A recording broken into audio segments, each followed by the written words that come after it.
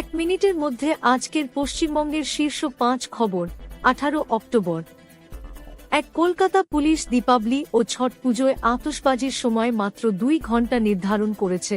কেবল অনুমোদিত green cracker ব্যবহারের অনুমতি থাকবে।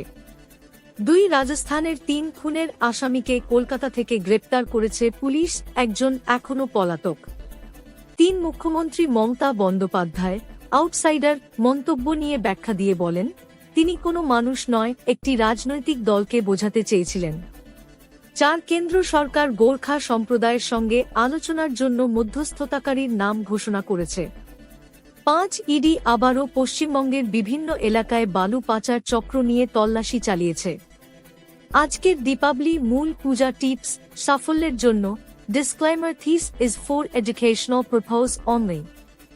দীপাবলির রাতে মা লক্ষ্মীর পূজার সময় 5টি প্রদীপ পূর্ব দিকে জ্বালিয়ে নিজের কর্মস্থল বা ব্যবসার কাগজে হলুদ, চন্দন ও গঙ্গাজল ছিটিয়ে নিন। বিশ্বাস করা হয় এতে জীবনের সমৃদ্ধি ও সাফল্য আসে। আপনি প্রতিদিন রাত 8টা পর্যন্ত এই খবরটি পাবেন। যদি নতুন সদস্য আপনি এই খবর থেকে সন্তুষ্ট তাহলে সাবস্ক্রাইব করুন, শেয়ার করুন এবং এই ভিডিওটি লাইক করুন এবং পরবর্তী ভিডিওর জন্য অপেক্ষা করুন। যে কোনো পরামর্শ থাকলে কমেন্ট করুন। Facebook, Twitter, Instagram, YouTube, WhatsApp, Telegram, website এবং হিপিতে আমাদের অনুসরণ করুন। দেখার জন্য ধন্যবাদ।